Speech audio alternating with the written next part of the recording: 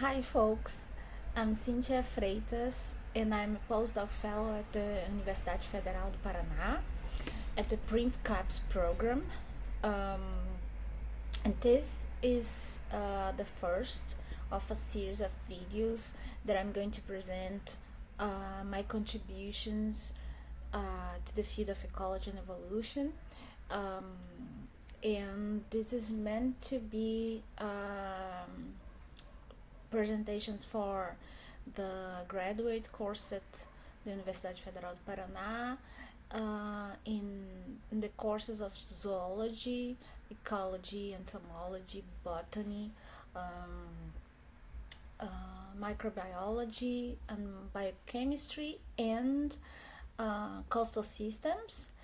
And I will present them in a chronological way, and I hope you like. I'm gonna call this ecoevolutionary talks, and this is also nice to, and I hope that inspires you to also share your knowledge, the nice things you're doing and investigating in your course. And it's also a nice exercise to spread science. So if you have any doubts, any questions, anything you like to to to ask or say, you just email me cintuca at gmail.com, or you just send me a comment down here. So today I'm going to talk about the time I decided to study evolution. I was interested in local ecology and in palm species distribution in central Amazon. So this is the title and the authors of this publication: a topographic separation of two sympatric palms in the central Amazon. Does dispersal play a role? So in this graphic, I is the result of the sampling of 30 plots in Pepebio grid at Reserva Duque in Manaus. The black bars represent the abundance of Athalia thaleoides, and the gray bars represents, oh sorry, that's the opposite. The gray bars represent the abundance of Athalia thaleoides, and the black bars represent the abundance of Athalia microcarpa along the altitudinal gradient. That's ordered here from 46.8 above sea level to 105.1 above the sea meters above the sea level. So it's not that much the altitudinal gradient, but you're gonna see that's the main environmental gradient in the region. Okay, so note that the two species nearly don't overlap their distribution, and I can tell you by experience that when they do, near the bottom of the valleys, they are not as robust as the plants in the extremes of the gradient.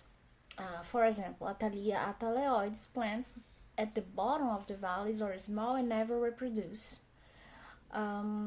while Athalia microcarpa never even get to the hilltops, even if the difference between the higher plot and the lower plot is only 60 meters.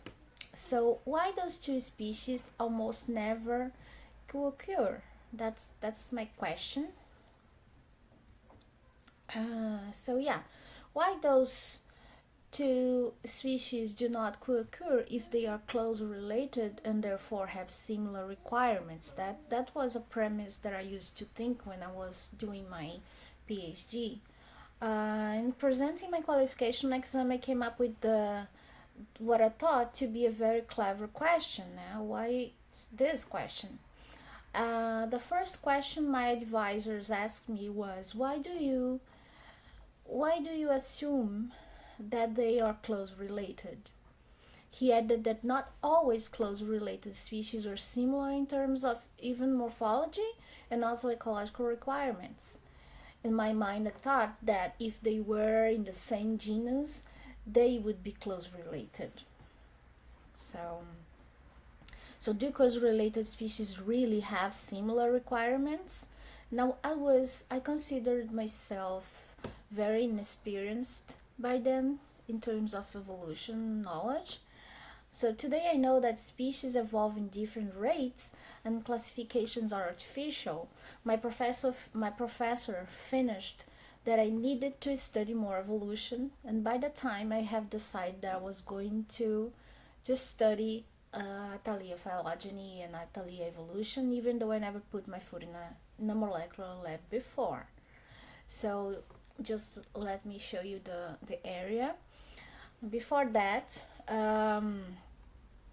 I questioned myself. Is there a dispersal limitation in Athalia seeds across these plots that prevent them to reach all the sites at Reserva Duque, or they actually reach all the sites and cannot establish due to some environmental limitation. So dispersal limitation is the phenomena that a species diaspora cannot reach all the suitable places that are available because the dispersals have movement limitation, or just because by chance the seeds are more prone to fall near the mother plant. And this concept was exhaustively described in Jensen Connor's studies in the 70s, while environmental limitation is the fact that not all sites, for example this one, is not suitable for a species, for a seed that comes all the way from here. um, so so even if the seed would reach the site with the same likelihood, so set up a reciprocal experiment where I planted the seeds of the two species in subplots side by side in each of the 30 plots, and I watched them grow month by month during 2 years. So just reminding that those species, they are sympatric in a large scale, and here is a Reserva Duque, and here is a Pepe grid, and I didn't get the Thalia thaleoides to germinate. It takes a long time, and it was so much predation that the seeds were all removed, almost all removed. And what I see here is a proportion of removed seeds. And here in Athalia thaleoides, I get germination in white bars and removal in the gray bars. So the result is that the seed germinates in all the plots. So it germinated in all the plots.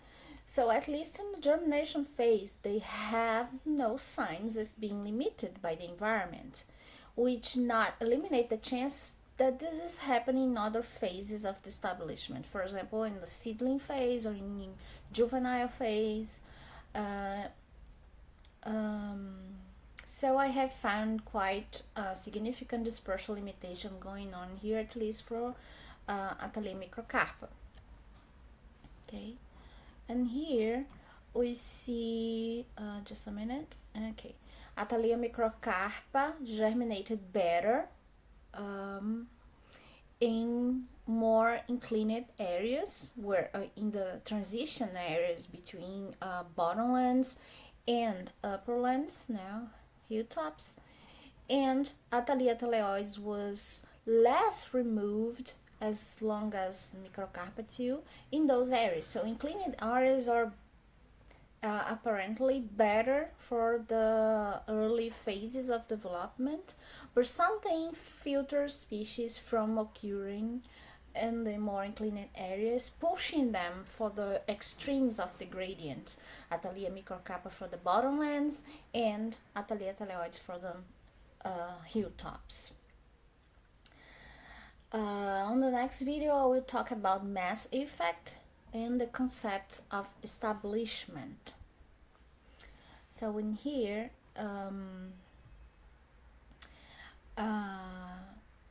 we are going to go deeper into dispersal limitation and environmental limitation. and the concepts to search for